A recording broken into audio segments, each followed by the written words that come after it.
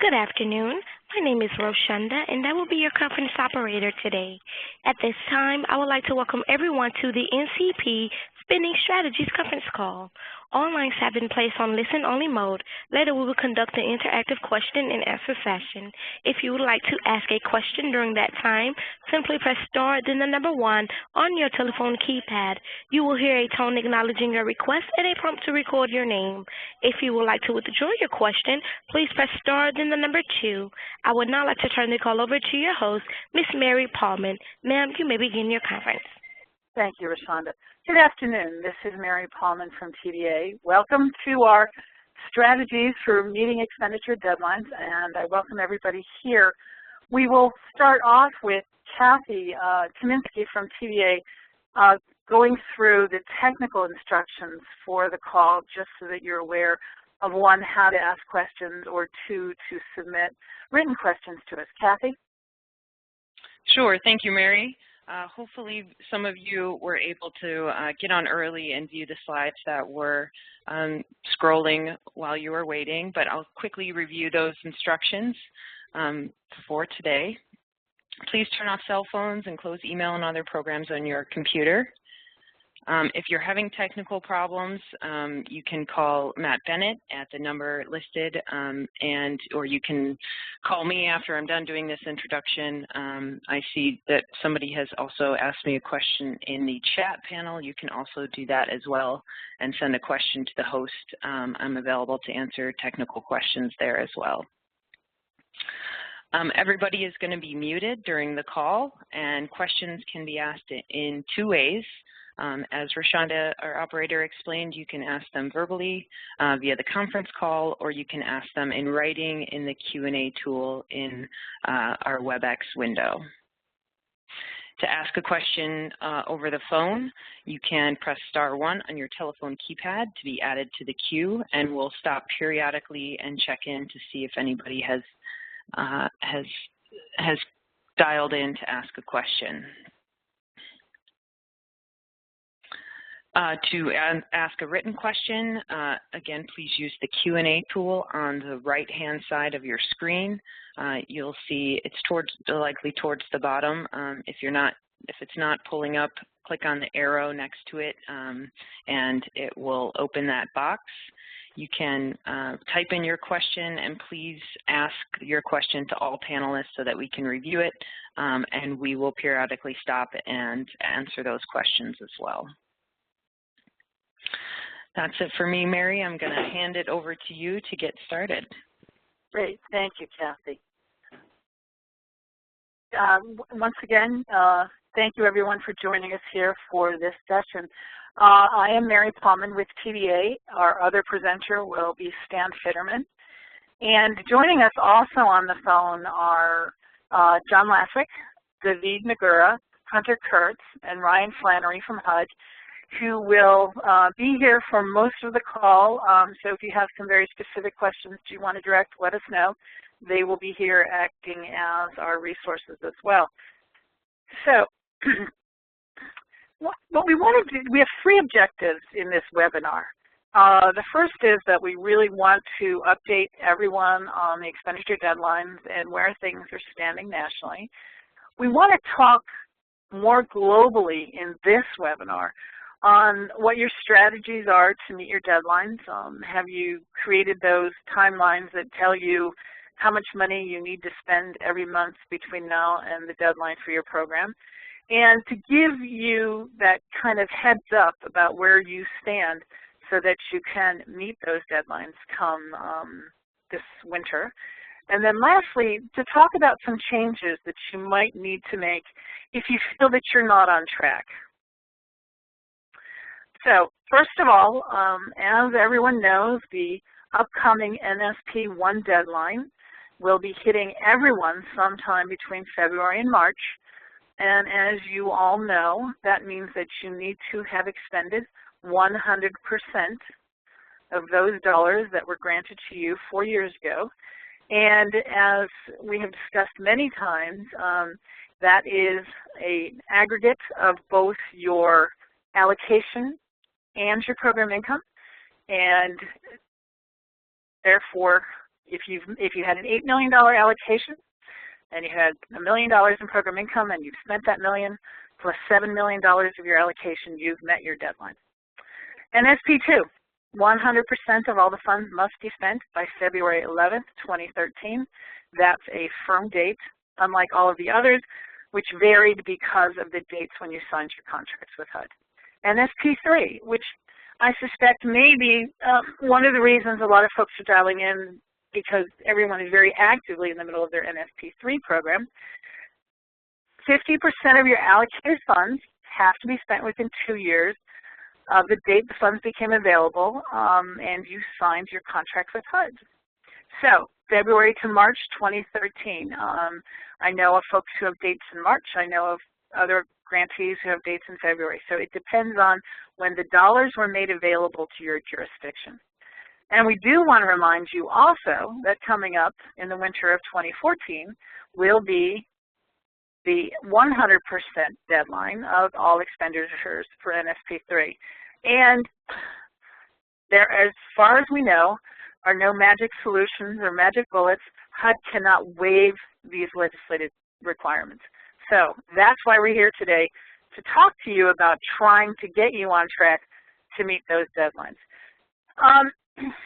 Drawing some data that HUD has, this is a picture of where things stand now. As of October 15th, 97% of the NSP 1 dollars had been drawn. So that one is moving along very well.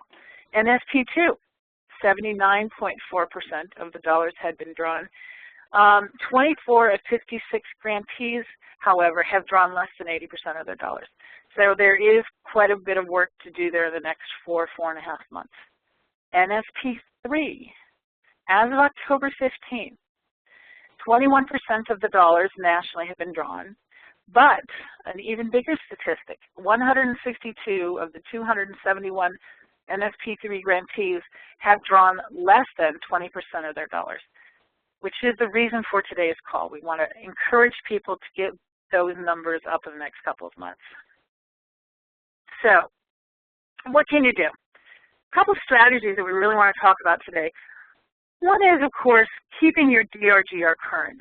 This is the best way for HUD to be able to judge where you all stand currently with your expenditures and the progress in the program.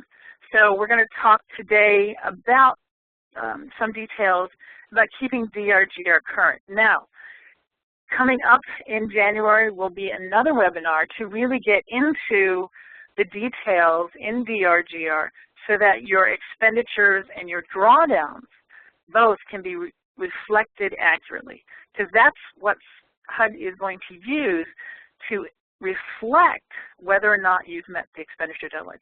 So we will talk today about some larger issues with DRGR, but please remember, and you will be getting details about the upcoming webinar, to talk about those specific issues, expenditures and drawdowns in DRGR, so that everyone's prepared to try and meet those deadlines in February and March. Maintaining timelines. I know Stan will echo this. We've worked with a number of grantees about setting timelines, taking a look overall at their program, really understanding how much you need to achieve on a month-to-month basis. So I can't overstate how important it is to take a step back, look at your program, and really understand how quickly you're spending money, how quickly you may have to gear up spending your money so that you can meet those deadlines. The third point we'd like to talk about, when do I change course? For most folks who are now 2 years, almost 2 years into their NSP 3 program, and if you're not making a lot of headway, it might be time to start thinking about, what do I need to do to speed up my expenditures? Do I need to change the type of housing I'm doing? Do I need to switch from rental to home ownership, or is it the reverse? Do I need to be looking at different partners? So we want to talk a little bit about, what do you do to assess whether or not you need to make changes? And then lastly, what are my other expenditure options? If you're not being successful currently with what you're doing, what can you do to try and meet those deadlines? Oops, sorry, I hit 2. So first of all, let's talk a little bit about DRGR and the draws and the QPRs. Why is it so important to keep your DRGR up to date? As I said earlier, it reflects to HUD and to you, by the way, accumulative spending on what you have done with your NSP 1, 2, and 3 programs. So if you want a good overall picture of where your program stands, if your data is up to date in the system, you can draw one of the reports and it will clearly show you where you stand with both your accomplishments and your expenditures. But it's only going to reflect that if your data is updated frequently, if the data is correct, and that someone is monitoring this and making sure that it's going in on a regular basis. If you do have accurate data in your QPRs, then HUD will know where you stand. As you know, HUD regularly pulls reports, looks at expenditure rates, looks at accomplishments, and that's how they direct folks like Stan and myself to go out and work with grantees, because there's concern that X community expenditure rate is so far below the norm. So it's one way for HUD to judge what progress you're making. But secondarily, it's a good way for the grantees, for each of you, to go in, look at the system, see how quickly things are happening. And it will tell you, if it's taken you 2 years to expend 10 or 15% of your dollars, there might be an issue there. So why has it been so difficult to expend these dollars over a 2-year time frame? So we encourage you to keep all of that information as up to date as possible. So if it isn't in DRGR, then it's not being done. I've run across this circumstance in a number of communities where folks are not entering the projects in until they're actually ready to draw money. We encourage you to not wait until you're to a point where you're just drawing the money down. Enter the data for projects that are underway. Enter the data for projects where you have signed contracts and commitments. Keep the system up to date. This way, everyone can judge how far you are in terms of implementing the program. Now, staffing limitations. We do understand that given the current budget situations in many municipalities, that people have lost staff, that you need more staff probably to keep up with everything that's on your plate. Take the state of California as an example. Losing their RDAs meant that a lot of programs got shifted to other organizations that weren't quite prepared to take on all of this work with much less staff. So one of the things we'll talk about later, but think about this. One of the nice things about NSP is a lot of the work that's being done by the staff in your offices is actually project delivery work. And if you're telling us to get through the next 4 months, you need more staff, think about hiring staff. Think about adding staff on a short-term basis that might be able to do work write-ups or project inspections, certain things that will push this along, that will free up additional admin money if you're charging them to the project delivery line item, so that you can have someone come in and work with you on invoicing and the DRGR system so that you can keep up and keep this data flowing on a very regular basis. I want to talk about performance tracking systems. I mean, you can set up your projects and track them, track the timelines, track the milestones. So, and on the next slide, we'll show you what we mean about a performance tracking system. Now, DRGR, there is a lot of technical assistance available. We have given you the link to request NSPCA from HUD and the technical assistance providers. I know there were a number of trainings across the country this summer, and there are TA providers who can assist you if you have specific questions on DRGR, you run into a roadblock, if there are certain things that you feel that you need to update in the system and can't quite figure it out. We encourage you to go to the website, ask for some help, be very specific if it's just, I've hit this roadblock in the system and I want help here. Because we'd really like we've got 4.5 months before a lot of these deadlines hit. Now is the time to start cleaning up the DRGR system so that you can get the accurate data in, and there is lots of help for that. So here's an example of one of the activities. If you put your program activities into DRGR and develop a cash flow statement for these projects, it will show when you're starting construction, when your construction will be completed, and then when the project's ultimately sold and rented. So you'll be able to track that project from the start through the finish. You can set up your construction and sales schedules in the cash flow statement, and analyze your market as you start these projects. Do you have the market for the sales? I think it's been a surprise in a lot of markets that you've rehabbed and or built some great units and they didn't sell. So we want to ensure that people really understand as they're going through these projects, do you have a market for the sales or the rentals of these units?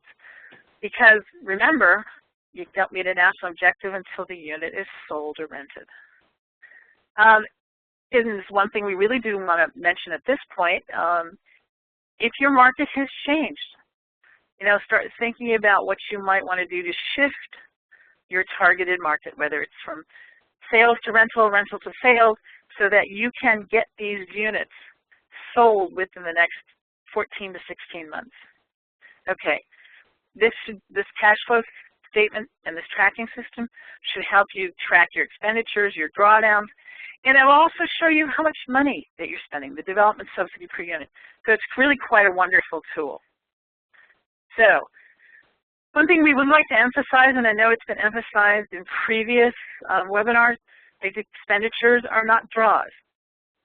So drawn funds mean you actually pulled the money down in the system. You got the money in your bank account. The expended is the money that you have expended, but it may not necessarily be the same as drawn. Now, we encourage everyone to try and draw the money as quickly as possible, and particularly as we're going into these last 3 to 4 months, if you are a city or a jurisdiction that only does your draws quarterly, you probably cannot wait 3 months to draw money.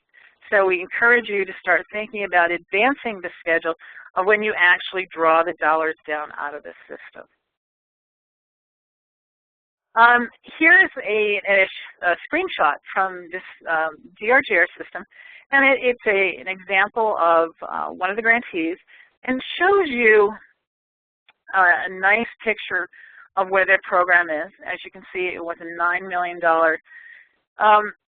allocation. They have actually obligated, the total budget they had was $9,181,000, which is their total budget.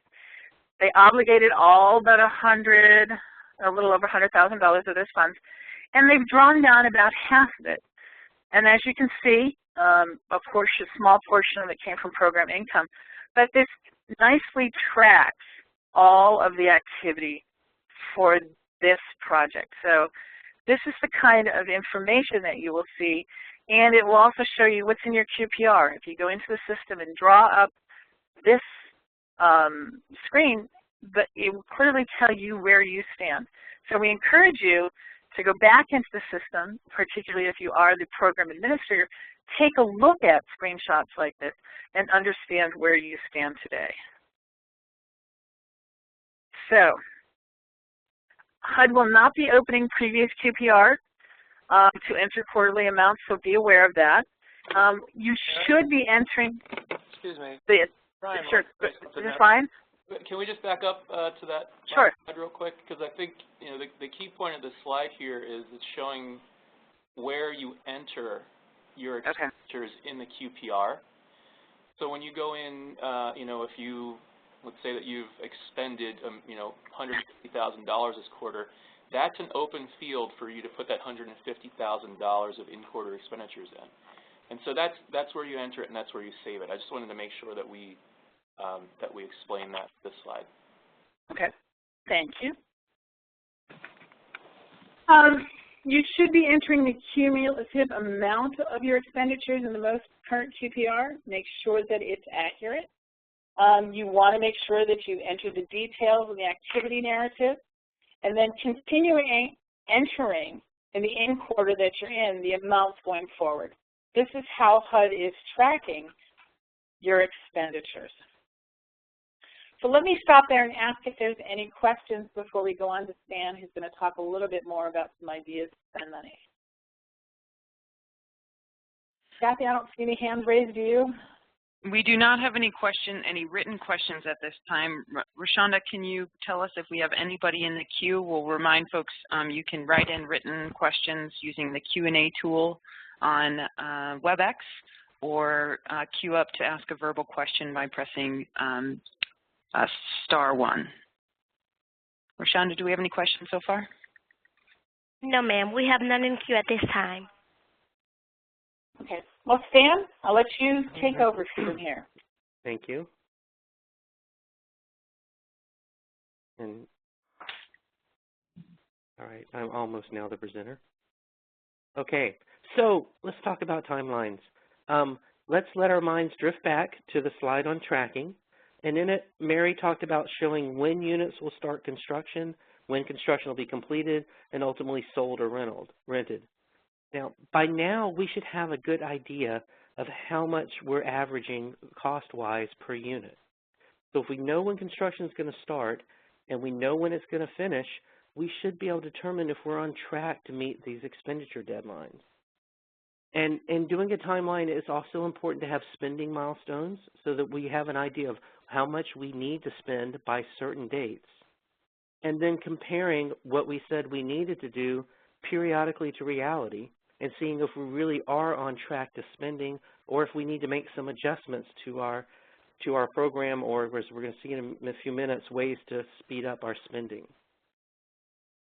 So this is a very simple slide, but I really just thought it was important to show if we take the amount of money we have left and we divide it by the number of weeks we have to spend it, we're going to have the amount we need to spend per week.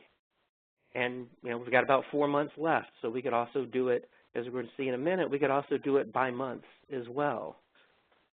So translating the balances to monthly expenditures or weekly, if we've got $1.2 million left, we have 4 months to spend it, we need to be on track spending averaging $300,000 a month. Just think about it in a weekly amount. If you do an average of 4.3 weeks per month, we've got about $70,000 we need to be spending per week. Now, given the time of year we're in, this gets a little more complicated because we've also got holidays coming up where most contractors aren't going to be working. So we've got even a little bit less time than we might ordinarily have at other times of the year. And the same with if we have a $2 million balance, we need to be spending at least $500,000 per month, or about $116,000 per week. Okay, so how do we translate this wad of money into something more tangible?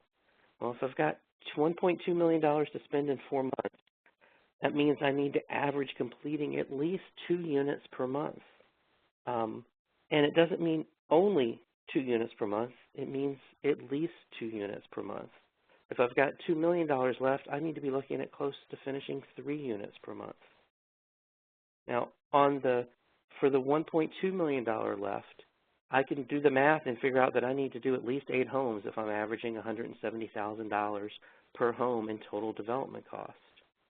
So I need to look at my pipeline and go, do I have 8 homes in my pipeline that I'm on track to spend the money on?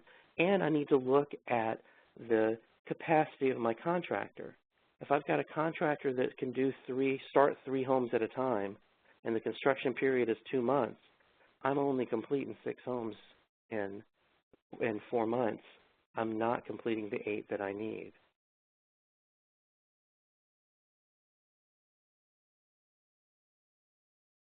Okay, so multifamily deals.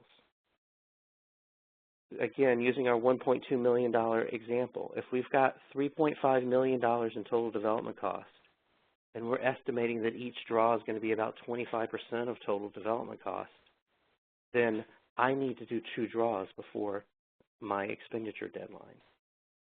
Now, $875,000 times 2 is $1.7 million. So one thing we might think about here is it possible to do an interim draw as they spend, do the first draw for $875,000, they spend another $325,000. Can I do an interim? Can I think about doing an interim draw so that I can meet my expenditure deadline?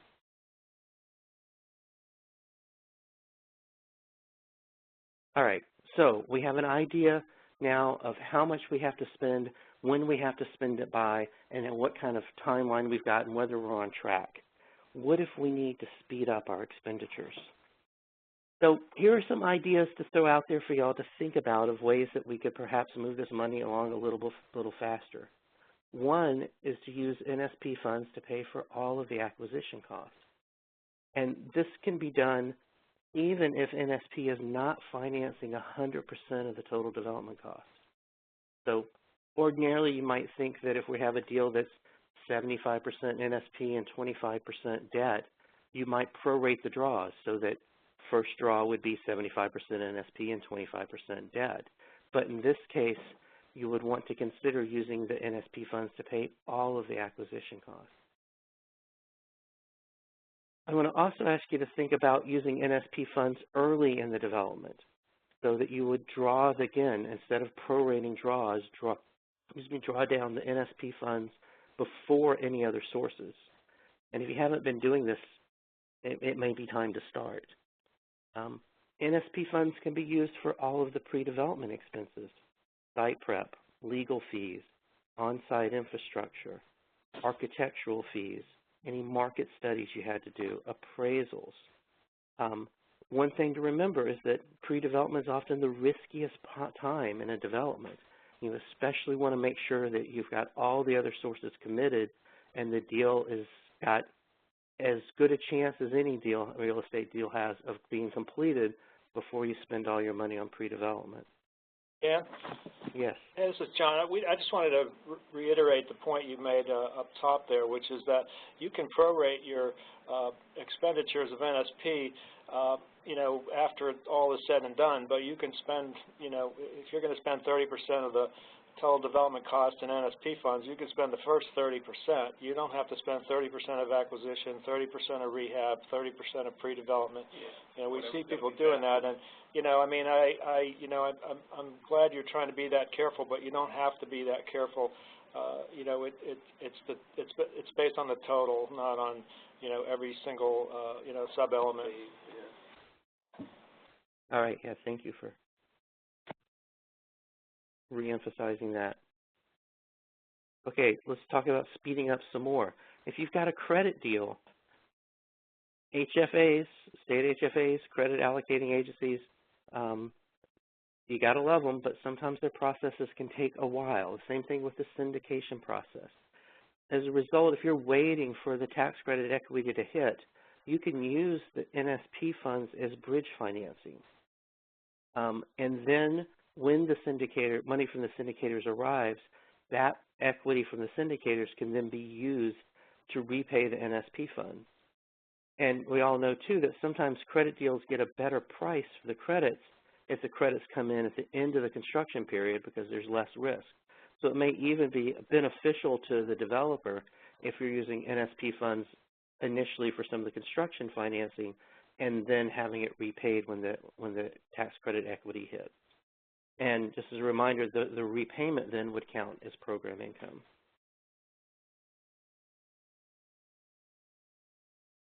Okay, so these may not work in every community, but I think they're worth throwing out there for y'all to be thinking about. One, and perhaps this might be better for the rest of your NSP3 money than trying to cram it in in the next couple of months for 1, 2, and the first half of NSP3. But that is there other grantees or the state that is working in your target area that you could do a deal with? Is there an REO seller that's willing to make a bulk deal? And, obviously there's some logistic issues. You've got to have the 1% discount. I think I've also seen when REO sellers want to do bulk deals, they want to give you 15 houses that are pretty good and 5 that are pretty awful. So you've got to pay attention to what you're buying, where you're buying it, what the chances are of being able to rehab it or tear it down, and all the due diligence you would ordinarily do if you were buying them one at a time. But again, it's a possibility if there's someone doing willing you can negotiate with that's doing bulk sales. That's a possibility. If you've got several sites or properties that have been acquired, you could put them out to bid as one deal. This would do a couple of things for you. One, it could save time in your procurement process. But also, depending on the capacity of the builder, if he can start 10 or 12 homes at once, he can stage it so he keeps the subcontractors working all the time. Often if you're doing 1 or 2 units at a time, subcontractor, your plumber might have to do one of the units, and while he's waiting for the second one to be ready, he'll go do something else. And while he's doing something else, you may finish and be ready for the plumber to come, and he's got 4 more days before he can get there. If you're doing a bunch of units at a time and you stage it so that properly, you can keep your subs working. They won't do other gigs while they're working for you, and you can get the units built quicker. It's just kind of potentially taking advantage of some of the economies of scale associated with doing more than one unit at a time. And manufactured or modular housing, just wanted to throw that out there as well, because sometimes there are some companies out there that are building quality stuff. They just happen to be built at a factory. And it often requires 15% paid at contract and 50% upon delivery. It can be built faster than site-built housing. Again, if you've got a viable firm that's doing viable units for the neighborhood you're working in, and since it's starting to get cold in certain parts of the country, they're building these indoors, so they have they are less, slowed down less by the weather than you are in certain parts of the country where it actually gets cold in the winter.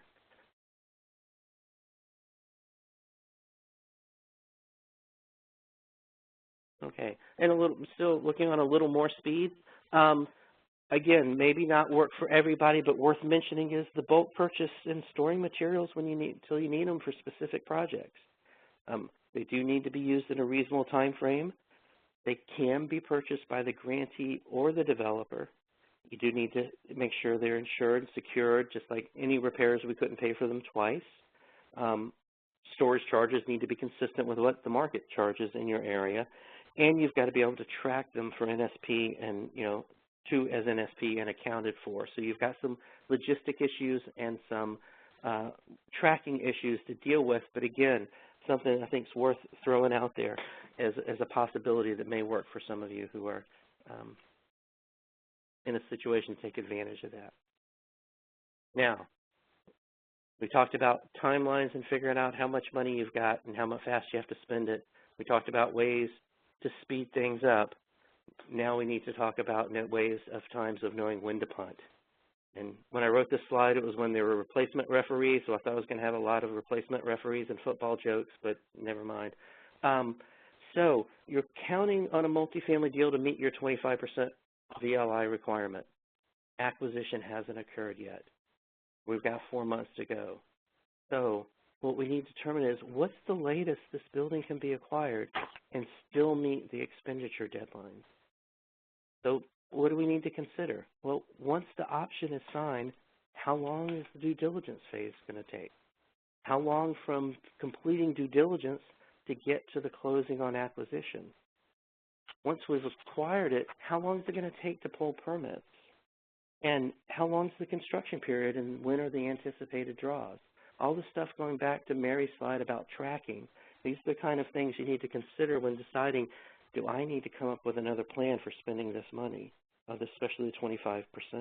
Now, if I've got a 30-day due diligence period, and my experience is it's only going to take 15 days after that to get to closing, and the acquisition part is all I need to spend to meet one of my expenditure deadlines, well, that's 45 days. That might work.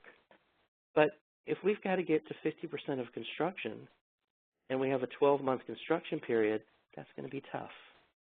So you've really got to have a handle on the real estate development process, the construction process, how long it's going to take, and when those draws are going to happen and that money's going to hit to know whether or not I can pull this off by the expenditure deadline. So what if you can't pull it off by the expenditure deadline?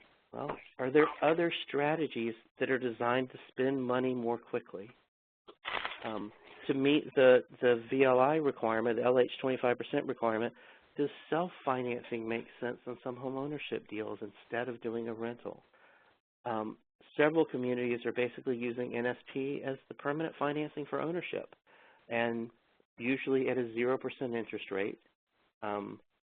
As it notes here, you've really got to have some very solid written underwriting policies. I mean, basically you're acting like a bank or a lender, and you need to follow the same regulations and rules that the lenders have to follow. Many folks that I'm familiar with that have done this have entered into a contract with Habitat. I mean, let's face it, they've got a servicing infrastructure in place because they service their loans, and they also are used to dealing with very low-income families.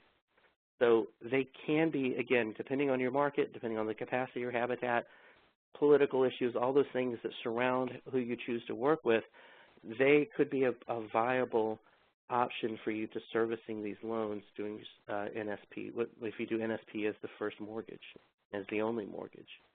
I haven't seen it done with NSP funds, but if it's a group other than Habitat servicing the loans, it's possible that you could charge a small interest rate to offset the cost of servicing. And some of the advantages, I mean, you may be willing to accept a slightly lower credit score than what the folks offering permanent financing in your community are willing to do. And you also might be willing to do smaller loans. We're running into places where appraisals are coming in extremely low, like in below $30,000, and the traditional sources of permanent financing aren't interested in making loans for that amount. And so that's a possibility where the self-financing might be able to get you to move some of these houses. And I think it's back to you, Mary. Thank you, Stan. Appreciate that. One of the other things we wanted to talk about is that, you know, it's possible that if you can streamline some of your procedures, that you might be able to save some time. In a couple areas where we think that if you did some advanced planning, you may be able to save yourself quite a bit of time. And one of those areas is environmental.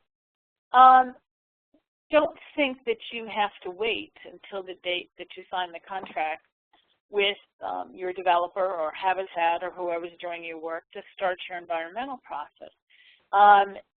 Go in, get it done now, and one of the things you should take a hard look at, particularly on the single-family home side, is that many of these may be properties that are exempt, or you may have a tiered review process where you already have approval from all of your state entities and other environmental review bodies, where all you have to do is the environmental checklist. So we encourage you to think about, you know, accelerating that process, because it will allow you to get in once you have all of your documentation and all of your contracts signed to get started right away.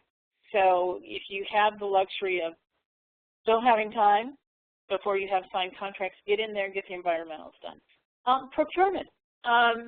Think about going out and developing a list of contractors. Do a broad solicitation for a pool of contractors who'd be ready to go once you've got particularly single-family homes ready to go, so that you're not saying, oh, well, I have 6 contractors approved and they can only do X so many houses. You know, if you had a broader pool, they could do more. And remember that you don't always have to go through a very elaborate bidding process for this. It's not required by NSP. However, if your own local rules require that you take a more stringent view, you know, you may be able to work with your the procurement department, either at your city or county, to really look at how you can try and speed that process up as well. Because it's one area that does take quite a bit of time, and you could save yourself 4 to 6 weeks by trying to expedite some of that in advance of actually having to go out and do some of the bidding. If you're having difficulties acquiring properties, we realize that as local governments or state governments, sometimes you're not quite as nimble as the investors who are out trying to buy everything in the market. You know, and that you need to take a look at how you can get out there and buy properties faster. We're also aware that the appraisal issues, whether they're high or low, can be a problem to you. But we would encourage you to develop what we're calling an acquisition team.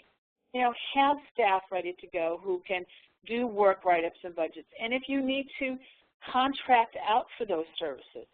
I know that there's a number of municipalities last year when the expenditure deadlines came up, went out and by dint of doing contracts for professional services, brought in spec writers and inspectors because they were very concerned that with their own staff that they could do maybe 10 houses in 2 months, but if they doubled that number by bringing in contract workers, they could get a lot more done. So we encourage you to think about if your own staff capacity is not enough to turn out all of the work write-ups and inspections and all the things that need to be done to get these projects underway, think about bringing in some short-term contracted staff.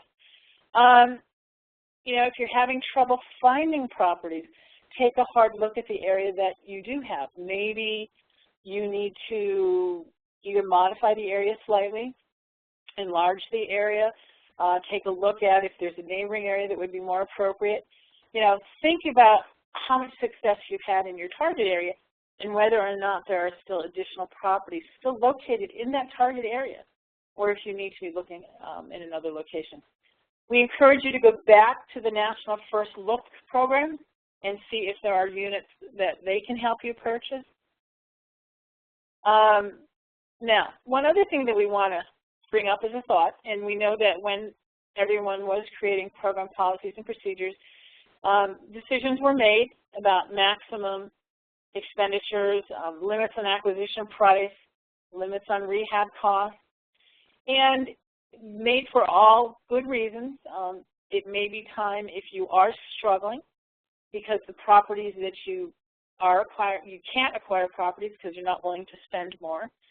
If you're having difficulty taking properties because the rehab costs are too high, we suggest you take a look at your own internal policies and see if they're preventing you from buying specific properties.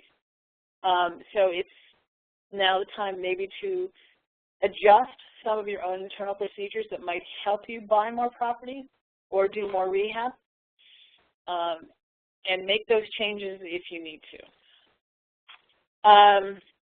If you need to do NSP 1 or NSP 3 action plan amendments, you know, we suggest you clearly get with your field office as soon as possible because you do have to go through, if required, a 15-day public comment period, which means it's going to take you several weeks to do an amendment, which will slow down any processes you have underway.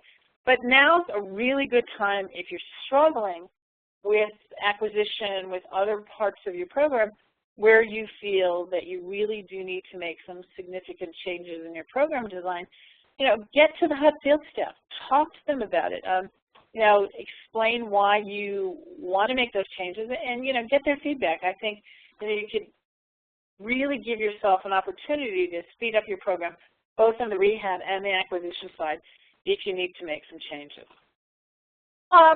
The other thing to think about, utilize local resources. I know a number of communities have been reluctant to go out and hire realtors and brokers to sell their properties or to help them acquire properties. If you're having trouble with acquisition in particular, you know, we suggest you take a look at working with local resources. They may be able to help you identify additional properties. They may be able to help you sell properties. This is the time where you need their on-the-ground expertise to help you meet your deadline. The other thing that you should consider doing, even though you may have a wonderful set of partners that you're working with and they're achieving your goals, that you may need to bring in one or more partners, either nonprofit or for-profit, just to help you meet your deadlines. You know, if you're working with 3 really good nonprofits who are churning out the properties you want, but it's not happening as quickly as you would like it, there's no reason why you can't add additional partners to your program. You know, as you know, you're not required to procure developers, so there's no reason why you couldn't open up a conversation with someone who could come in and do either single-family or multifamily properties for you over the next 16 months. It's an opportunity, one, to get your money spent and to create some product. So we'd encourage you to start thinking about, do you need additional partners, or do you need to switch partners? The partner that you picked 2 years ago may not be able to meet the time deadlines that you've laid out. They may not be producing as quickly as you'd like. So think about whether or not you need to add additional partners. And, you know, Stan mentioned, you know, so many jurisdictions have partners, whether you're a city within a county. Talk to your other partners within the state and ask who has capacity. Ask who may be able to come into your community and help out in the short term. It really is a goal to try and make sure that this money does not get recaptured for anyone.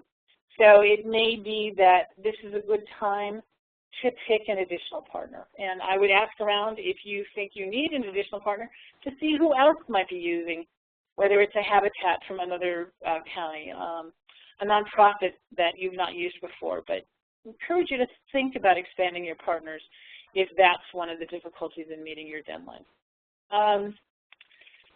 As we mentioned before, you should think about going back to the National First Look programs and talk to them about properties that they still may have within their portfolios, because as you know, they're eager to sell. So here are the 3 addresses. Please contact them if acquisition is one of your stumbling blocks, and see what they can do to help you. Try to ramp up the acquisition of properties over the next couple of months as well. Land bank, we encourage you to look at all of the information that's available, the toolkit, some of the webinars that have been held on land banking. You know, it's a good way to get properties now, even though you will have to come up with a strategy on how to reuse them. But to take a look at properties, you know, that may be blighted, abandoned in your target areas, things that you might want to land bank for a short period of time and reuse later. It's one activity where you can expend money quite quickly. Short sales. The National Mortgage Settlement didn't mandate that banks have to do short sales, but you know, you may have the ability to work with some of your local bank on short sales to pick up properties and get them into your homeowners or your homeowner rehab program. So we encourage you to take a look at this.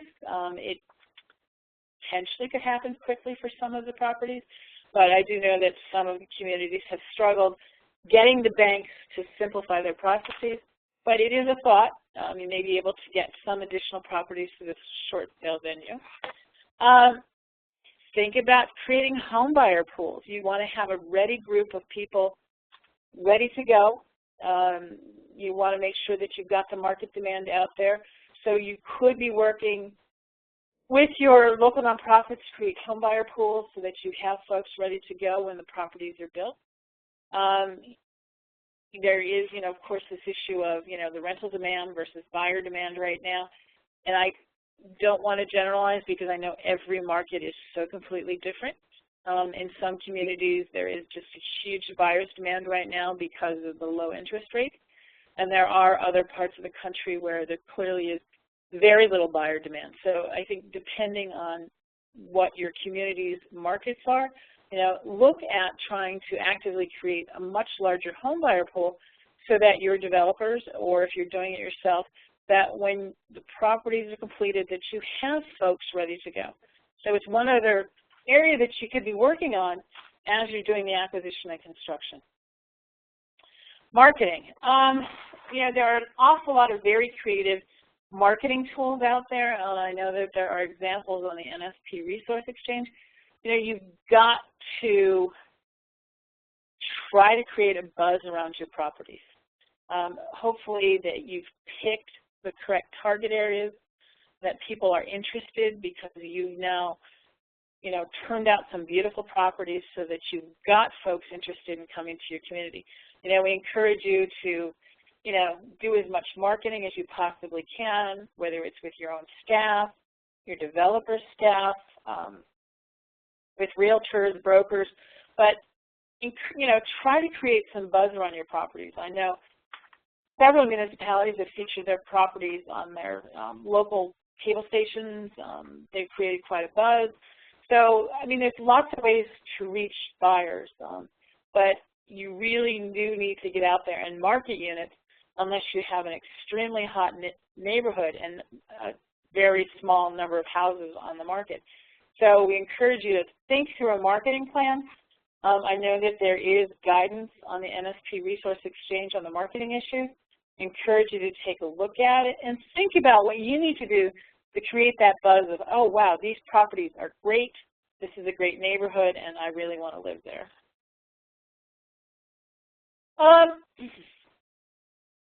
We do want to remind you about the national objectives, that when you start purchasing properties in particular, that they can be completed, that they can be rehabbed, that you can get families in them. We don't want you to hurry through the next 4 months and expend dollars just buying properties that really you can't use in the future. So yes, spending your dollars in the next 4 months is important, but we do want you to be cautious as you buy the properties because we really want you to be able to use them going forward. As we mentioned quite frequently, the Resource Exchange, there's a lot of really great material there. Go to the Learning Center, there's a lot of material there as well. So, there's an awful lot of information. You can request assistance through the NSP Resource Exchange if you have specific needs around the specific topics. You've hit a roadblock. You don't have an answer how to beat that roadblock. So this is all about trying to match you with all of the resources that are out there so that we can help everyone meet their expenditure deadline. So, Stan, any thoughts that you'd like to add here? No, I don't think so. We have some questions, Mary. Okay. We have 3 written questions, and then we'll go to the phones to see if folks have called in with or have queued up with questions. And 2 of the written questions are related, so I'm going to ask both of them at the same time. We have a question that says, please explain the difference between expenditure deadline and grant closeout. And related to that, we have a question that says, must all NSP 1 funds and program income be expended by February or March 2013? And what happens if a renovated unit is sold in January? Okay, a couple of things. Well, let me take the easy one first. What if a renovated unit is sold in January? That's program income.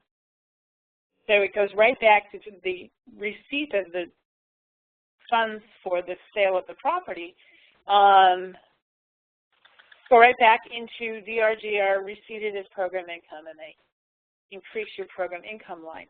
Now, the first question was, do all NSP 1 funds and program income must be expended by February or March?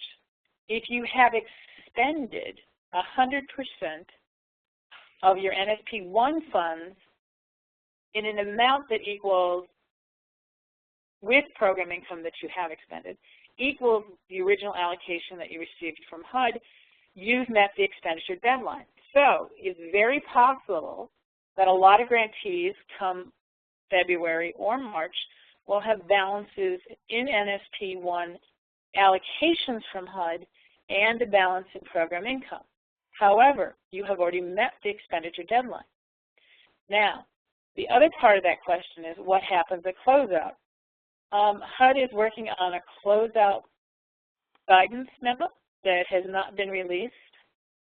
So I think until we all see what that guidance is, I don't have an answer for anyone on what happens when the program closes out with the dollars. But HUD will be shortly issuing guidance to everyone on that. Well, since you all called in today, I can tell you what's going to happen is that you will have funds left in your lines of credit because you have to spend program income first. So you can spend an amount equal to your grant award, and it's going to be composed of grant funds drawn directly from the line of credit and program income received. So as long as you get to that number, as we said, that's your requirement for next spring. But many of you, I just looked, 145 or so of our 307 NSP grantees have already spent an amount equal to their grant amount. But out of those 145, only a handful have actually drawn down all the funds from their letters of credit. So there will be a period after the spending deadline and before the closeout when you will spend the rest of the money that's in your line of credit and program income that you get. So we fully anticipate that's going to be, that's going to take a while. You will also have to be making sure that all your housing units are occupied and all your demolition and other activities have met a national objective before you can close out. So, so that's what you'll be doing in the next couple of years. And then something to also think about when you're entering the expenditure information in the DRGR, that includes both program funds that that you're going to be using or have used, as well as program income to be used or that has been used. So basically expenditures include both program funds and program income, and that's what we'll be looking at to determine whether or not you met the expenditure requirement. Thank you all. I have a quick response to a question. I've had a couple of questions asking if this webinar is recorded and will be available, and yes, it will.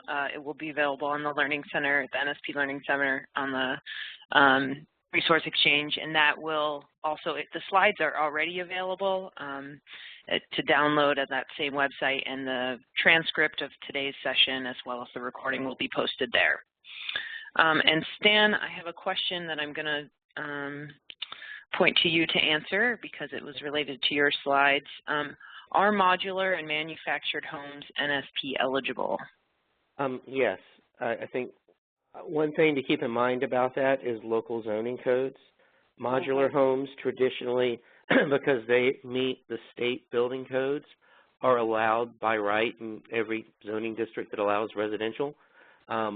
Communities sometimes don't allow manufactured homes that were built to the HUD code. So you wouldn't need to make sure, we're going to talk about whether this is a viable option. One thing you have to make sure of is whether the zoning in the neighborhood you're working in will allow both types of houses. Great, thanks. And related to the previous question, John, is there a time limit for when 100% of the program funds must be drawn? No specific time limit, no. It's a little bit of a, going to be a little bit of a process of getting program income and spending it, and trying to get your line of credit and your your funds down close to zero. But there isn't any timeline after that, so we won't be going quite as crazy as we have been. For NSP1, you mean for the to spend all the funds in the line of credit? For NSP2. For NSP2, there's kind of a potential glitch, but we think we're resolving it with a waiver from OMB, so that one gets a little esoteric, but let's just say we don't think it's going to be a problem for NSP2 either. Is that what you need?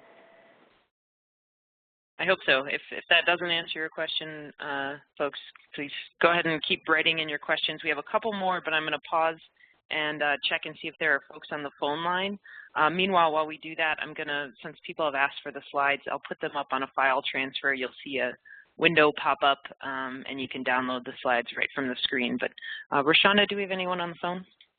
Yes, ma'am. You do have a question from the line of Katie Landwig.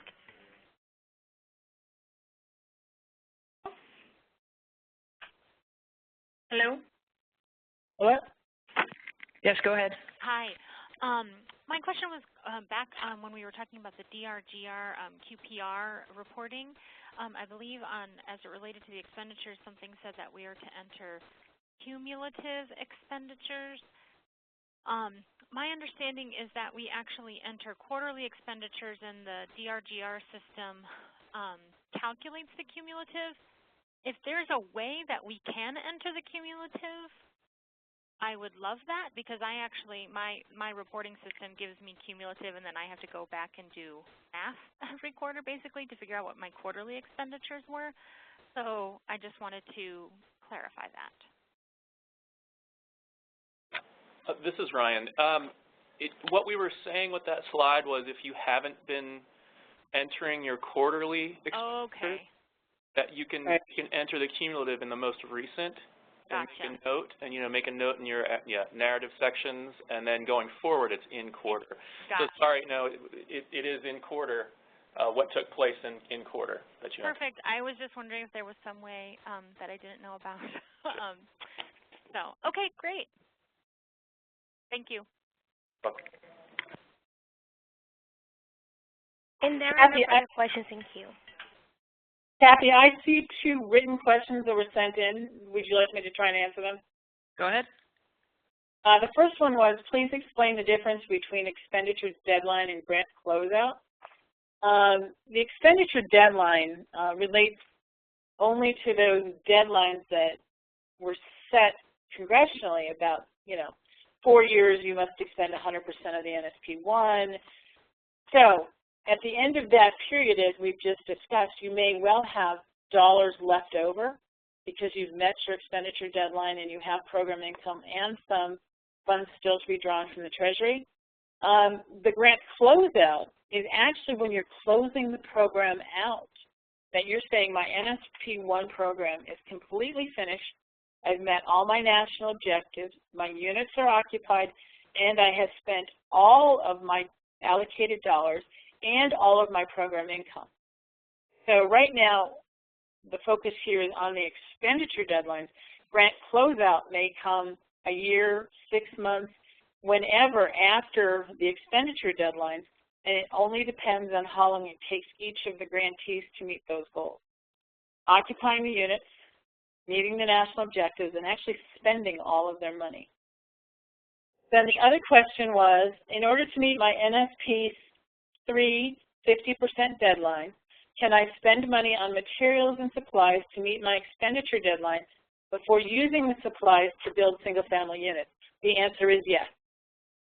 Hold on a second there. So the answer is yes when it's appropriate to do so. Right. Exactly. Right. We certainly. Yeah. Just don't go out and buy a Lowe's store full of sheetrock and things. Well, don't go out and buy supplies that it's going to cost you more to store, to secure now than it would if you had waited, right? Sure. So you have to be reasonable in that in your approach to that. Right.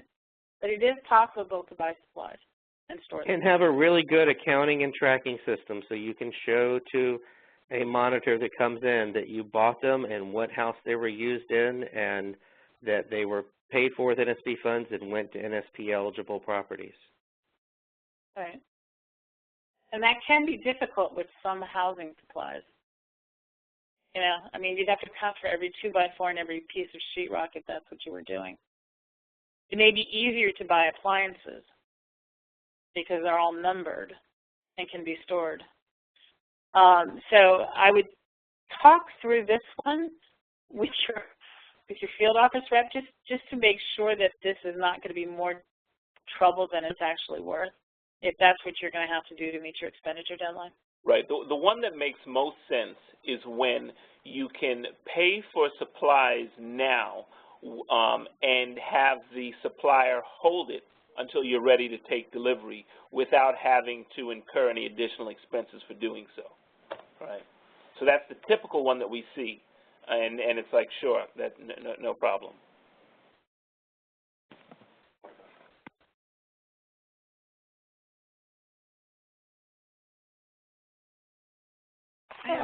I have some questions that have come in through chat. Folks, if we don't get to your question, I don't mean to miss it, but please try to use the Q&A tool. It's easier to see the questions separately. But I'm going to read a couple of them that came in via the chat tool here. We have a question, do we know at this point when is the deadline to comply with the 25% set-aside? Will that include the original grant amount and any program income up to what point? So the compliance with the 25% set-aside will not be determined till we reach closeout, right? You can't enforce the requirement until you close out the grant. So obviously, grantees will not be able to close out their grant until they've demonstrated that they've complied with the set-aside requirement. Chances are we'll be looking at it at the expenditure deadline as well, sort of as a... We'll be looking at it at the deadline and ongoing to see where you are. We're already tracking it to see where our grantees are. The problematic ones that we're looking at are those that have spent 100% of their funds and are showing little to no expenditures for the set-aside. And the other half of that question was, yes, you do have to factor your program income into that requirement on the 25%. Right. Now, and so this also ties back to DRGR in that in some cases you're not even going to know whether or not a property is LH25 or LMMI in the end until you put somebody in there. So, I mean, you could have it gone past the expenditure deadline and still not have leased up a big building, for example, or all your scattered site, sold all your houses. You wouldn't know until you actually get somebody in there. So we can't obviously determine whether or not you met the set-aside until you've entered it into DRGR, and that's when you met your national objective. Great, thanks. And another question, what are the final requirements to comply with the area benefit for demolition? So area benefit is pretty much done if your demolition is the end use of that project, then you've met the area test. Or if you're carrying out a public facility, then obviously once the facility is complete and it's serving the households that have met it. There's not a whole lot of area benefit or of area national objectives, but to the extent that the demolition has been completed, the land has been cleared, then that would be sufficient.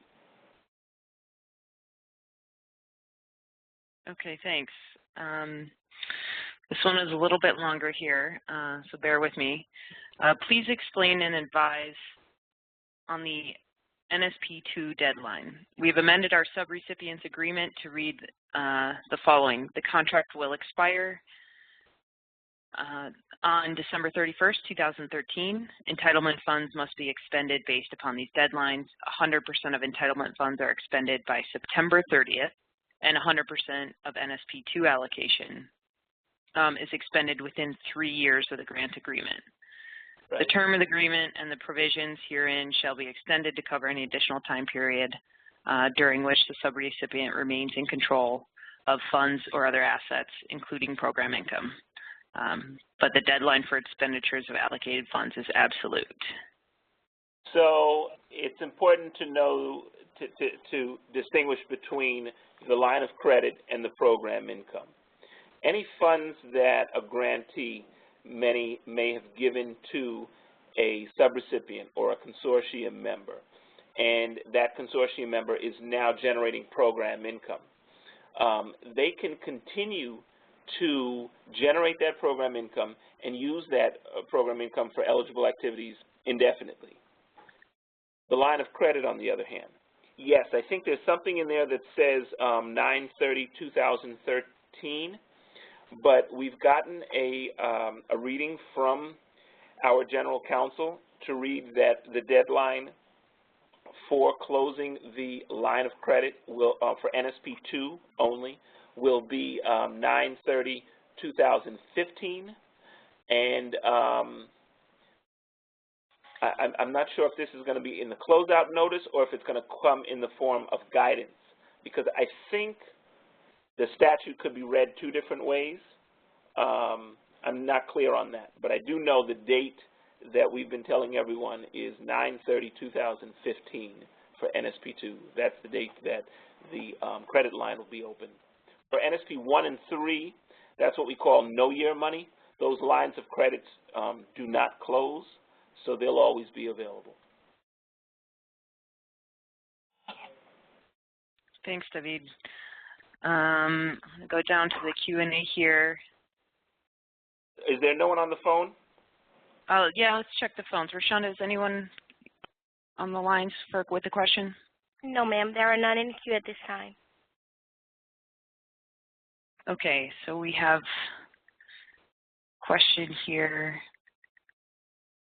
Did we get to where in DRGR do you record funds received back from grantees that was refunded to them by an insurance company due to a property sale?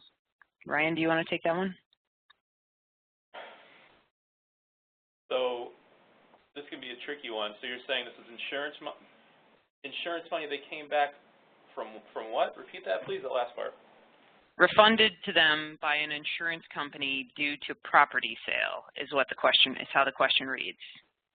Yeah, a lot of times insurance companies make you pay in advance for insurance, so it's possible that it's a settlement. The new purchaser paid for the next year, and therefore there was a rebate on the insurance. So this is money that was drawn that will still be used going forward. It just wasn't used for that particular transaction. It may have actually been used for the transaction, but because you may have paid for the insurance in advance. Yeah, they might have paid for 12 months worth of insurance, and then the house sold after 6. So there's a right. Applicable credits in DRGR are not program income in DRGR because the program income rules don't apply to it.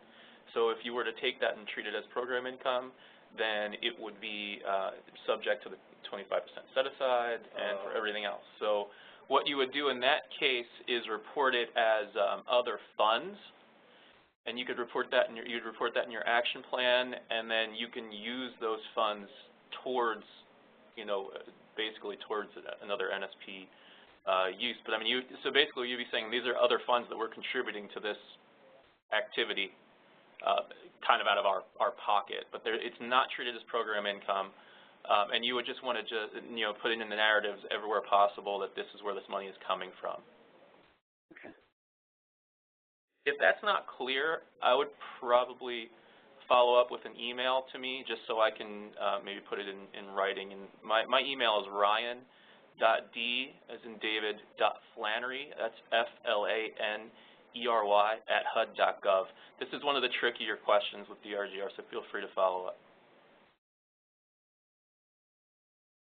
Thank you, Ryan.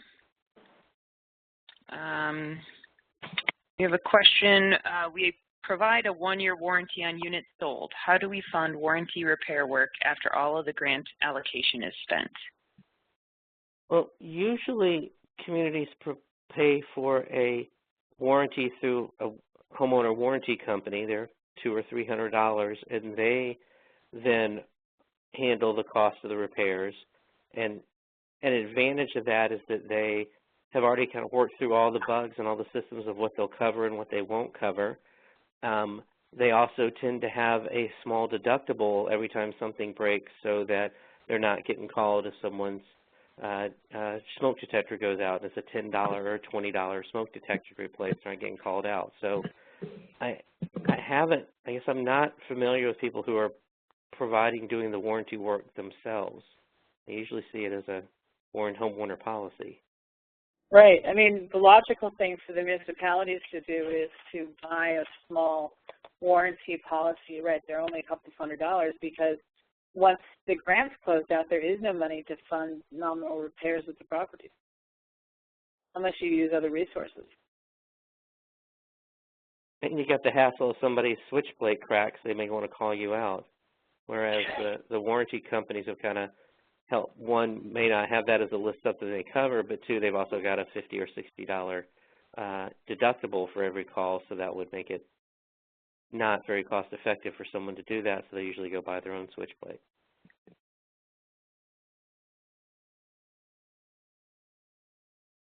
Okay, great.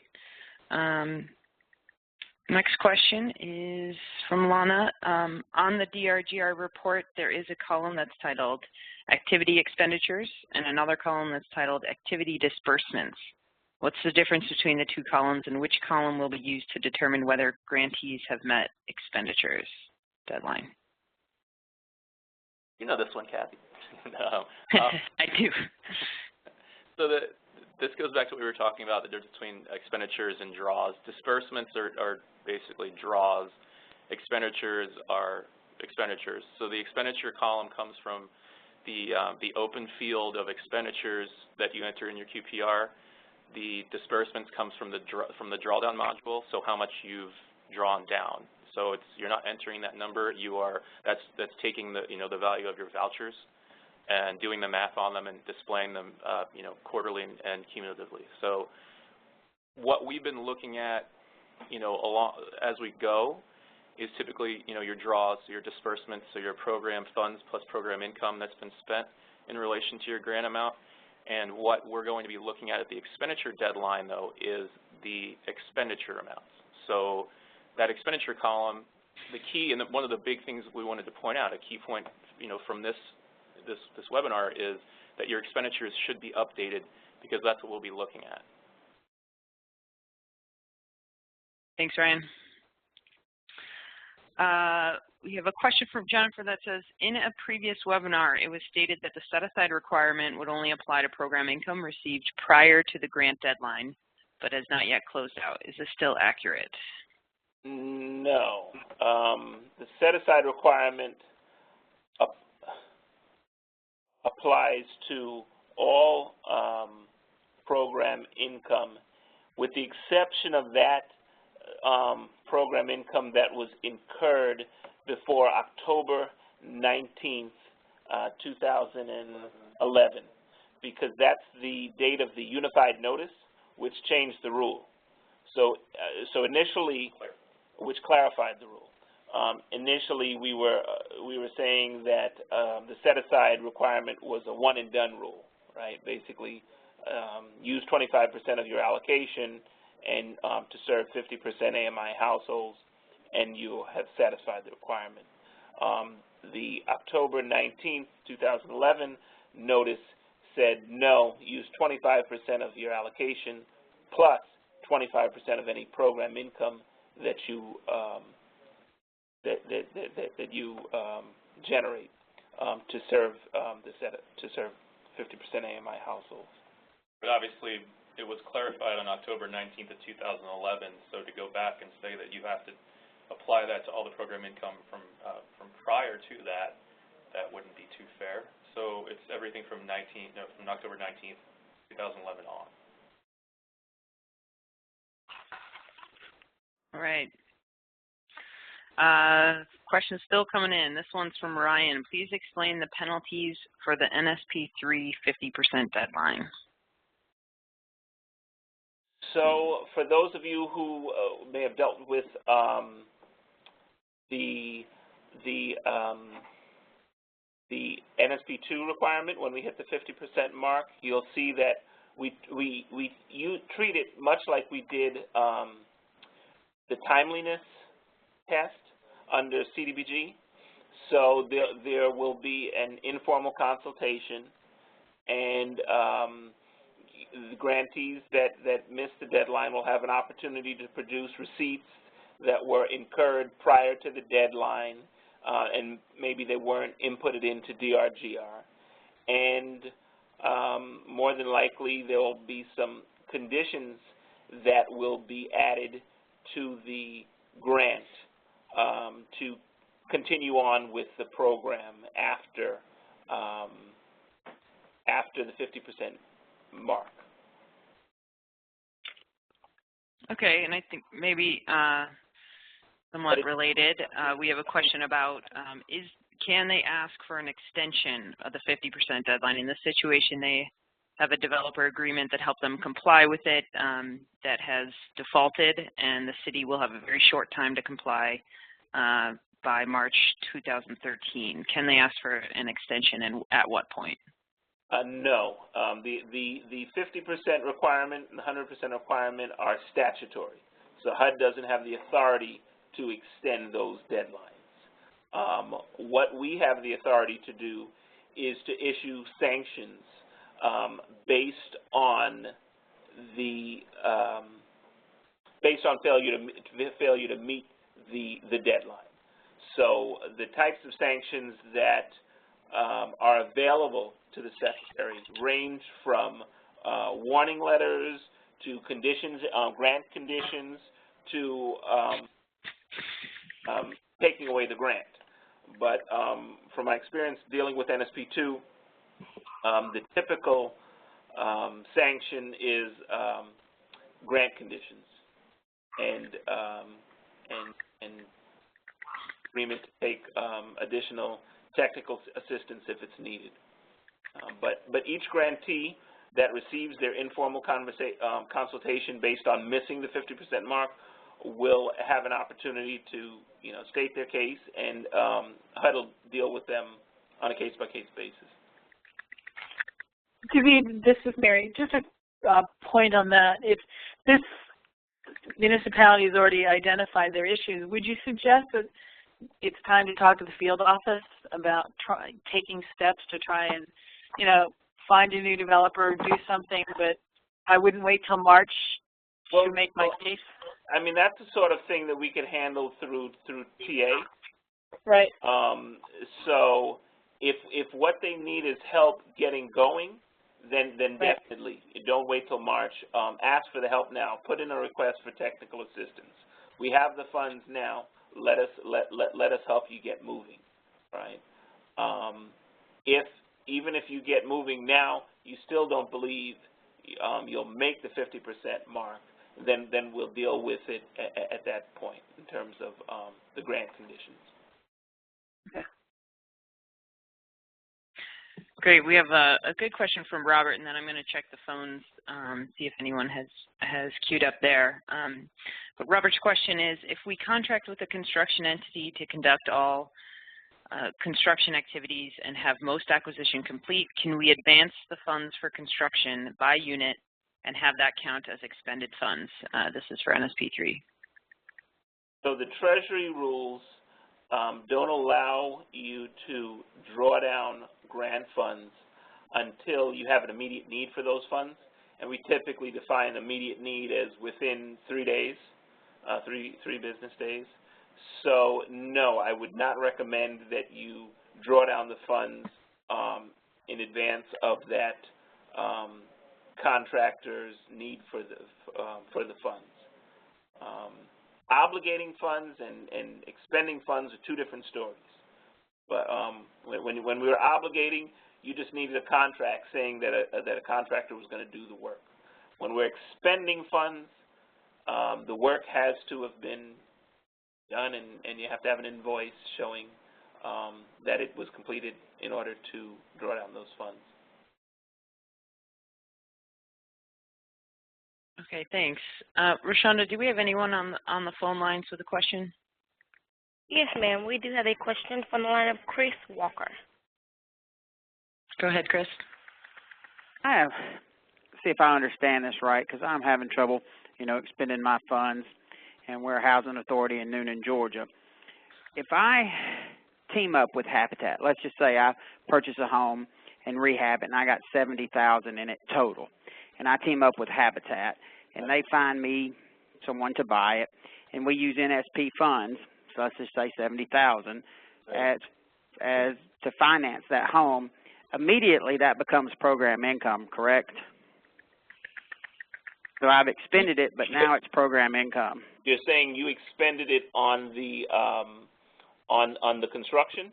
Well, no. The $70,000 was the construction and the rehab, but then we used NSP funds to finance with Habitat the purchase of the home. Are they taking out your loan? I mean, so typically what happens with the Habitat model is that the Habitat receives the NSP grant to do the construction or rehab, whatever's needed, acquisition and construction, and then the construction financing converts to a mortgage. Okay, I misunderstood that. I was thinking that y'all were saying that you could use the NSP funds as the mortgage, and we were actually like the lien holder. So even if you went that route, the question is, you have this amount that's going towards the mortgage that you're providing this mortgage. you're not, unless there was some other entity that came in and took that out permanently, which is not what you're doing. I mean, that would be just more of a more traditional model. Your repayments as they come in would be your program income. So if you were getting a mortgage of $500 a month coming into you, that would be your program income. I got you. Minus any servicing fees and those types of associated fees. Anything after that, that would be your program income. I got you. Right. Thank you.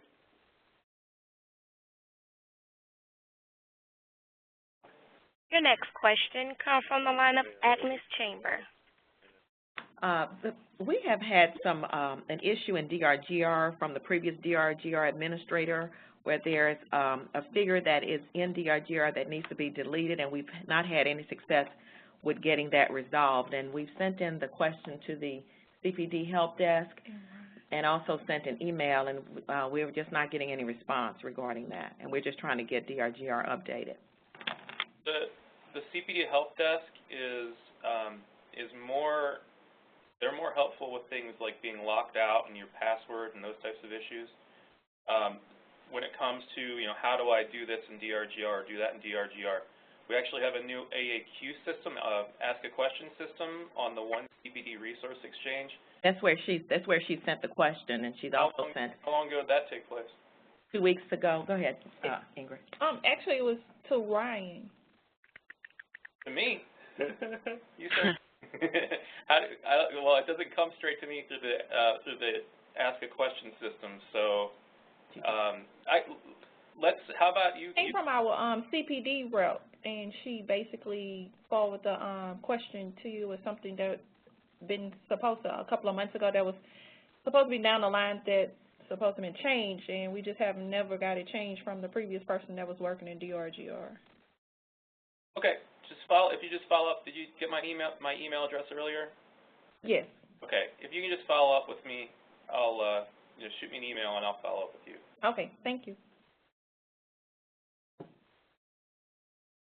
And there are no further questions in queue at this time. Great, thanks. We have a question related to the earlier discussion of penalties for not meeting the 50% deadline. If you've not met your 50% deadline, will HUD pull unspent 50% deadline funds? So that is one of the sanctions available to HUD to pull the grant. But from my experience, again, with NSP2, that's not the typical sanction that's been used. It's typically based on the consultation, based on the agreement that is determined with each and every grantee. Every situation is going to be different, So in most all cases, there'll be a agreement that HUD will have with the grantee laying out what the expectations are over the next year and conditions that they have to meet in order to maintain the grant.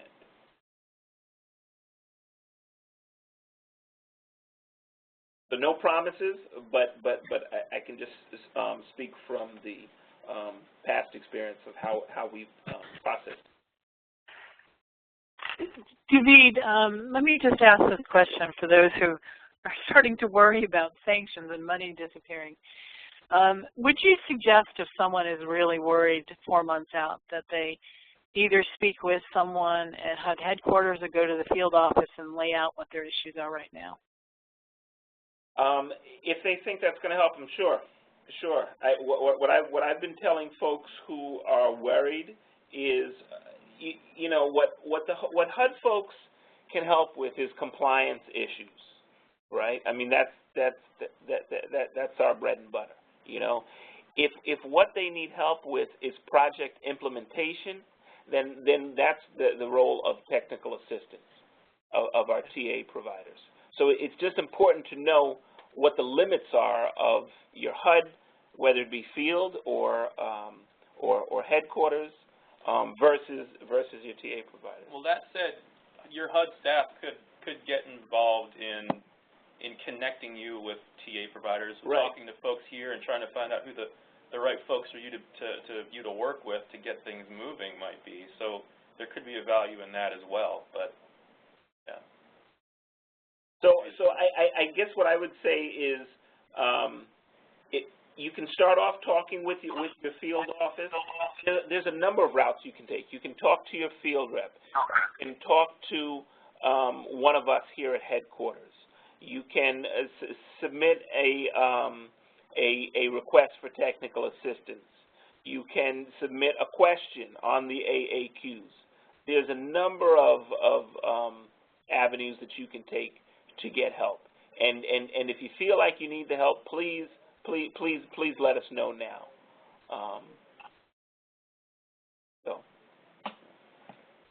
Okay, great, thanks. Just a couple more questions here. So we have one from Karen who says the policy alert dated September 1st, 2011 regarding the program income set aside has an effective date of 10/19/2010 rather than 2011. Has there been another notice changing the date? We're looking. You're taking a look at it. You're right. I'm sorry. It is 2010. I didn't have the notice in front of me. How time flies. Okay, so the correct date on the notice is October 19th, 2010. Great. Are there any other questions on the phone? No, ma'am. There are no further questions in queue. Okay, we had a question come in from Lori that says if a grantee has a SHIP mortgage in first place on a housing unit and the owner has passed away, the house is vacant and the beneficiary does not want the house, does it qualify as an NSP eligible use for under an abandoned unit since the SHIP loan is in default and taxes are unpaid, or even if taxes were current but the SHIP mortgage is in default? So this is a Florida question. Right.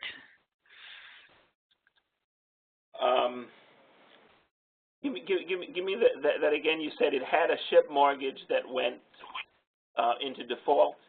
Correct. And now would like to use NSP funds to purchase the home?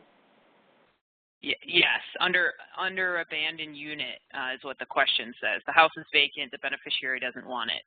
Right. Well, do they live there now? It's vacant.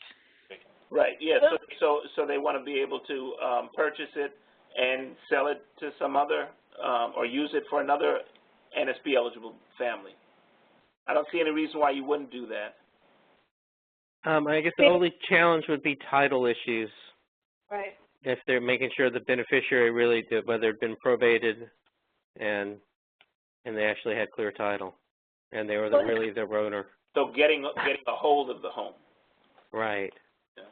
Dan, was there a requirement that there be a lien or a mortgage when SHIP money was used in Florida? Virtually every community did a first mortgage. Very few did straight grants. So it wasn't a requirement. We strongly encouraged it, and most communities did. Well, wouldn't the property have then gone back to the municipality? Well, it said default, and it was in first mortgage. If they were to foreclose on that, then yes. If they're in first position, there are no other liens on the property. So yes, they could foreclose. Okay.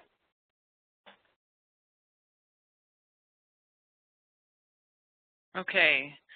So a question from Blair. What will happen if a grantee is not able to produce 100 units with the grant funds? We don't have any firm information on that yet, so I'm not at liberty to say. But everyone will be dealt with on a case-by-case basis. That's for NSP 2. The 100-unit requirement applies only to NSP 2. Right. Thanks. And a clarifying question from Adrian. Can a developer use the NSP funds first in a development if it's a mixed-use project? For example, the development is 80% funded by NSP, but 20% privately financed. Can we fund 80% of the total out of NSP first? Yes, definitely. The order in which you use the funds is irrelevant. The only issue is the proration of funds. What if 30% of the total development cost was commercial? So in this case, they said 80% is NSP, and 20% is commercial or something? Well, it says a 20% mixed-use is privately project, financed. so I guess I'm not clear whether that mixed use means that 20% is activities that aren't NSP eligible. So I think the key is what the percentage of development costs would be for the commercial compared, because you can only fund the housing component, so then you'd have to look at that ratio as well. But if it wasn't more than 20%, then 80%, that'd be fine for NSP, right? I don't want to get them too confused there, though. So because we're just looking at total development costs, right? So if you're saying 80% is for NSP eligible housing units, and 20% is for something else, be it commercial, be it market rate, then the easiest thing to do is to look at the total development costs and use that 80% as needed to acquire the land, to get it going.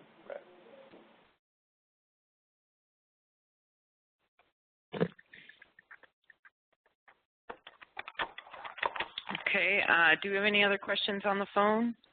Yes, ma'am. You do have a question from the line of Shanice Turner. Go ahead. Hello.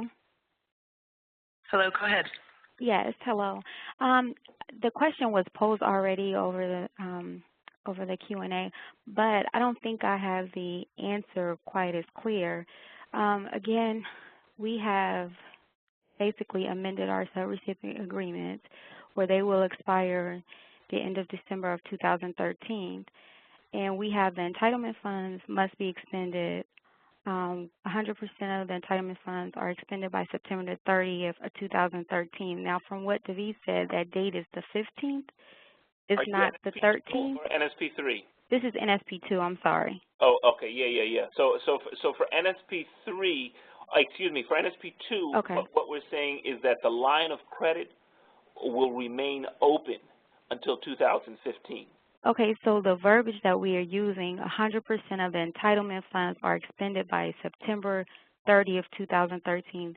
We should change that completely to the 15th because we're saying the entitlement funds. Okay, so there's a difference between what HUD is saying and the message that you are sending to your subrecipient. Right. We HUD are not requiring you to make any change.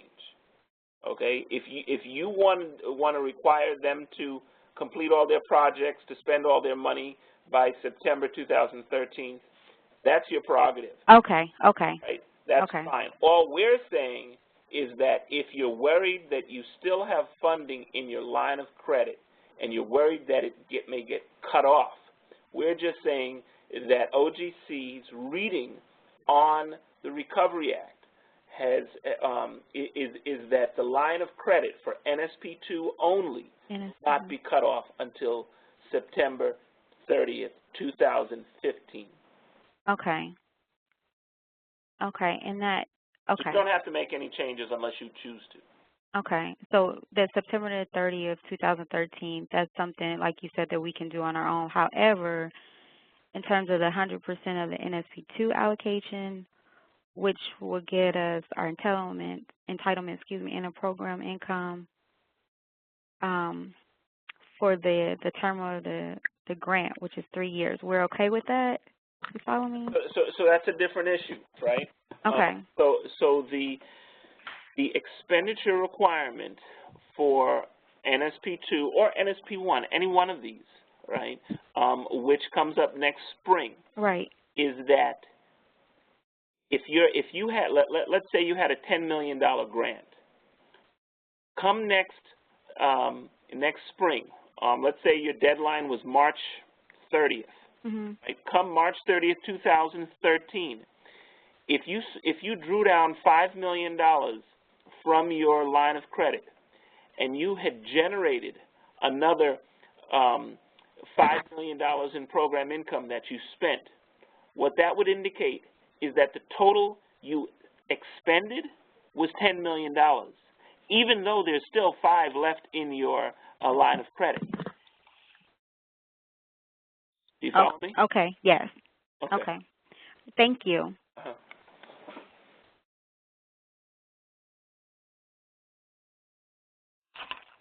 Do we have another question on the phone? Yes, ma'am. We do have a question from the line of Laura Cronauer. Hi. I was curious, a few minutes ago you guys said that the 25% low-income set-aside requirement will apply to program income received after closeout.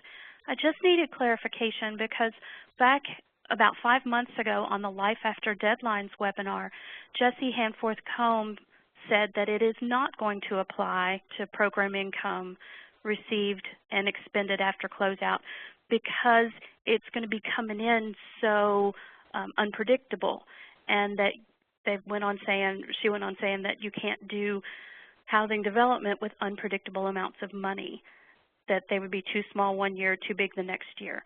So I was just wanting to make sure that what we thought we just heard, we really heard.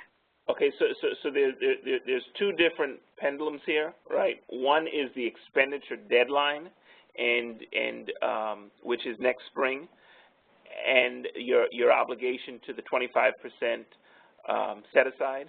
The other is closeout. In terms of the obligation deadline, you're going to continue operating your program business as usual, spending 25% of any program income that you incur on serving 50% AMI households. Post-closeout, I want to hold off until the closeout notice is official, because one of the reasons that it's been held up is because there has been some back and forth here internally in HUD. So I just want you to wait till it's been registered in the Federal Register notice, so that I can point you to something rather than saying I said or she said or something like that. You know, so if you can just hold off a little bit, the closeout notice will specify what the obligations are of the grantee as it relates to the set-aside requirement or anything else. Okay, great. Thank you, David. And there are no further questions in queue at this time. Okay, we've got a few more minutes here, and we have a couple more questions that have come in just now. We have a question that says, once the NSP1 expenditure deadline passes, are all the units required to be constructed and occupied, or can the units be constructed and occupied by June 30th, 2013, or some other date within 6 to 9 months after the deadline? After the expenditure deadline? Correct. So after the expenditure deadline, assuming you've spent an amount equal to your initial allocation, then there is no set time frame, for the units to be occupied. Obviously, the longer they remain open is the more pressure that you're going to receive from HUD, because we'll want to know, okay, money's been spent, how the intended beneficiaries have not yet been served, what's going on, right? So you'll have to update us there. But there is no set timeline on that. However, you will not be able to close out your grant until that's done, right? And until the first wave of that is done. So until the first occupant has come in. Okay, and on applicable credits, if a grantee mistakenly receipted insurance payment as program income instead of other funds on the QPR, can the grantee revise the receipt by just clicking the other funds radio button so the amount will not be part of the LH-25? I think there's a little confusion here. Is Ryan still there? Or yes. Yep. Go ahead. Well, so I mean, you can't make that change just by clicking the radio button, but you can revise your receipts to reflect that change. I would suggest if you have questions about this applicable credit issue, just contact me directly so I can give you a little bit more guidance on that. It can get tricky. Okay. Thanks, Ryan. Mm-hmm. And I don't see any other questions here that have come in. I'll check one more time. Are there any questions on the phone, Roshonda? No, ma'am. There are none in queue at this time. Great, thank you. And again, we will post the recording on the NSP Learning Center site with the slides are already there, but the recording and the transcript will be added. And I'm going to ask Marion, Stan, and HUD folks if you have any closing comments. I do not, other than to thank everyone for the really long list of questions, which I think were very helpful to everybody. Yep, no, I don't have anything, but thanks everyone for attending. Well, when you're in the shower tonight and it suddenly dawns on you what something means and you get very nervous, call us in the morning. All right. Thanks for joining us today, everyone. Thanks, Kathy. Okay. This does conclude today's conference call. You may now disconnect.